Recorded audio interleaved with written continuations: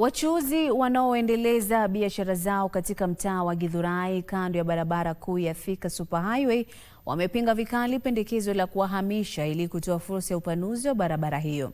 Mkutano ulioandaliwa kujadili hali hiyo ulitibuka baada ya wachuuzi hao kushutumu halmashauri ya barabara kuu kwa kutotilia maanani maslahi yao na kutekeleza kanuni bila kushauriana nao.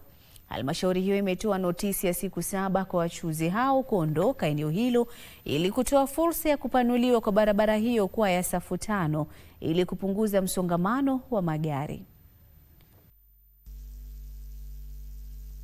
Lazima kwanza tuhusishwe, tuambiwe ni nini wanataka kufanya, sababu kama wewe uko na kibanda, wewe unakula kwa hiyo kibanda.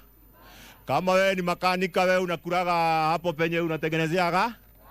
Kama wewe unabeba mzigo, unabeba huyo mzigo wa mtu ya kibanda. Kama ni hiyo meeting banasema watuite officially, tuende tukae chini, tusikizane, na kama hatutasikizana, tumesema ni nini? Yeye.